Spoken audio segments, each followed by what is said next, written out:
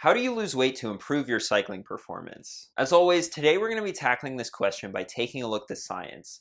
I'll be discussing manipulating carbs, fat, and protein to lose weight. Specifically, will cutting carbs from your diet help with weight loss or not? At the end of the video, I'll give you an example of an optimal day of eating to facilitate weight loss and optimal performance on the bike.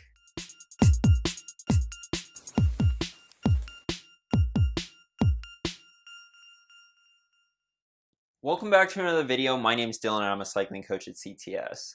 I've done a video on weight loss before, but it's such an important topic for cyclists that it really deserves a refresher. For the majority of riders, losing weight can be one of the most effective ways to improve your cycling performance, especially when climbing. If you're not familiar with power to weight ratio, basically it's a way of measuring how strong a climber you are, and it's expressed in watts per kilogram. To display just how powerful losing excess body weight can be, let's take a look at an example. Let's say we have a 70 kilogram rider who can do 300 watts for 20 minutes, so that's 4.28 watts per kilogram. Now let's say we have a 65 kilogram rider riding right next to the first rider. The lighter rider would only have to produce 279 watts to keep up on a climb. Those who ride with a power meter know that an extra 21 watts on your 20-minute power could take months of training to achieve. Now, losing 5 kilograms of body weight is no easy task either, especially if you're already relatively lean, and oftentimes losing weight comes with a loss of power, but it's usually not enough to negatively affect power to weight ratio. In fact, most of the time, not too surprisingly, losing weight will increase your power to weight ratio unless you're starting to get really lean. If you're even a recreational cyclist, you probably already understand this. Less body weight means that you can go faster uphill, but let's go ahead and get into the meat of this video because as many of us have come to learn, losing weight is a lot easier said than done. So what is the best way to go about doing it? Dude, what are you, like 17 or something? I'm pretty sure you could eat nothing but Wendy's Triple Baconators and still look like that. I mean, that's pretty much what I eat and, well, look at me. Right, I get it. As a strapping young man, my metabolism is traveling at the speed of light and I should just wait until I turn 40 and then see what happens. Everything that I'm about to say in this video is based off what the science has to say and not personal anecdotes. But if you're a regular viewer of this channel, you already knew that. Let's start things off by addressing why diets don't work. Most diets work in the short term by somehow getting you to restrict calories, which is necessary for weight loss. The problem is that counting calories and reducing how much you're eating without addressing what you're eating will lead to hunger, and living in a state of constant hunger is simply unsustainable. A select few will be able to lose weight this way, but they're the outliers and they have to constantly monitor portion size. And this is why the vast majority of people who go on diets fail and regain the weight back. Hunger is something that we need to overcome if we want to lose weight, but how exactly do we go about doing that? Some have suggested that manipulating macronutrient ratios by following a high-fat, low-carb diet or a high-carb, low-fat diet or any combination in between is the solution. Let's see what the science has to say. This study comparing diets with different compositions of fat, protein, and carbohydrates took 811 overweight adults and put them onto 4 different diets with a range of different macronutrient ratios. What they found was that reduced calorie diets result in clinically meaningful weight loss regardless of which macronutrients they emphasize. So basically, it didn't matter whether carbs, protein, or fat was restricted, at least when it came to weight loss. However, this study didn't come to the same conclusion, finding that fat restriction led to more body fat loss than carb restriction, even when calories were equal. So what's the difference with this study? Why are they showing more fat loss with fat restriction when the other study showed no difference? It's because this study actually looked at changes in body fat, while the other study only looked at changes in body weight. If you're just looking at the scale, the low-carb diet did result in more weight loss, but not more fat loss. The reason, low-carb diets result in greater lean mass loss, mainly through the loss of water weight. Glycogen is your body's stored carbohydrates, and glycogen contains water. When you deplete your glycogen stores by following a low-carb diet, that water goes with it. The difference between having full and depleted glycogen stores could be 4 pounds or more. So when low-carbers step on the scale and see this, it's hard not to get excited. But this isn't the kind of weight that you want to be losing. In fact, low-carb diets may have a negative impact on body composition even when done with regular exercise. This study on the effect of the ketogenic diet on body composition during resistance training had subjects complete an 8-week resistance training program on a ketogenic and non-ketogenic diet.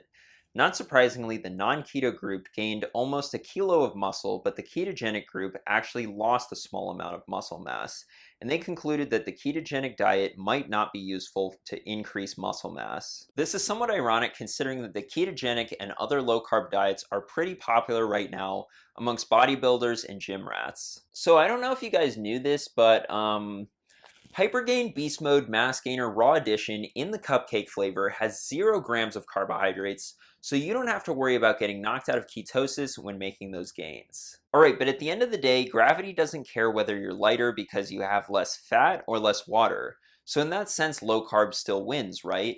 Well, not exactly, because remember, our ultimate goal is to actually ride faster, and following a low-carb diet certainly won't help with that. This review on carbohydrate dependence in endurance athletes concluded that despite renewed popular interest in high-fat, low-carb diets for endurance sports, fat-rich diets do not spare carbohydrates or improve training capacity and performance, but instead directly impair rates of muscle glycogenolysis and energy flux. From this review on periodized nutrition for athletes, the ketogenic diet has received considerable attention in the popular press, and many claims have been made recently. However, it is important to realize that to date, not a single study has demonstrated performance benefits of a ketogenic diet. And the evidence that carbs improve performance is overwhelming. This 2011 meta-analysis that looked at 88 randomized crossover studies on carbohydrate consumption and endurance performance came to the conclusion that carbohydrates show a large benefit to performance. Basically, low carb is not the method that you should choose to lose weight or increase your cycling performance. Some have suggested adopting a low-carb diet in the off-season and then reintroducing carbs once the season starts, but remember that most of the weight that you lose on a low-carb diet is water weight, and once you reintroduce carbs again, you'll gain that water back. So right now you may be thinking, well, if low-carb isn't the answer, then surely low-fat is. I can eat all the white bread and Coca-Cola I want as long as I keep the amount of fat I'm eating to a minimum. No. That's not what I'm advocating for here either. And in fact, at least when it comes to weight loss, it may be beneficial to forget about macronutrients entirely and even forget about calorie counting. Yes, that's right, no calorie counting. If you're counting calories, that means that you're gonna be hungry, and as we've already established, that isn't sustainable. Instead, focus on what you're eating, and in particular, make sure that it's low in calorie density, meaning that for a given weight of food, it has relatively few calories. A study on energy density of foods' effects on energy intake took 18 subjects and provided them with meals for 2 days during 3 separate testing sessions.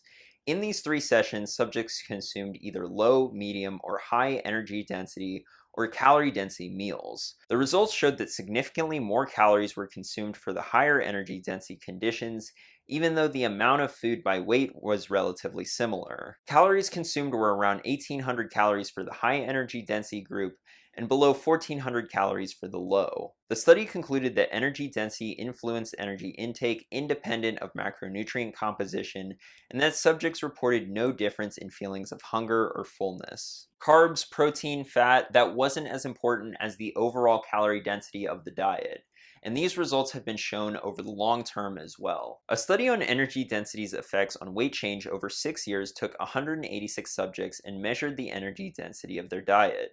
6 years later, they found that energy density of the diet did not change for the individuals, and that a higher energy density was associated with weight gain and a higher BMI. The study concluded that low energy density diets moderate weight gain, and that a lower energy density can be achieved by consuming more fruits and vegetables. This review on dietary energy density and body weight, looking at many studies, confirmed this, concluding that their findings highlight the growing body of scientific evidence suggesting a relationship between energy density and body weight, and that consuming diets low in energy density may be an effective strategy for managing body weight. So this whole low calorie density thing sounds pretty good in theory, but what does it actually look like? What will you actually be eating? As we can see from this calorie density chart, foods with the lowest calorie density are vegetables, averaging just 0.3 calories per gram, and then fruits averaging just 0.7 calories per gram. These are the foods that should take up the bulk of your diet, unprocessed in their whole form.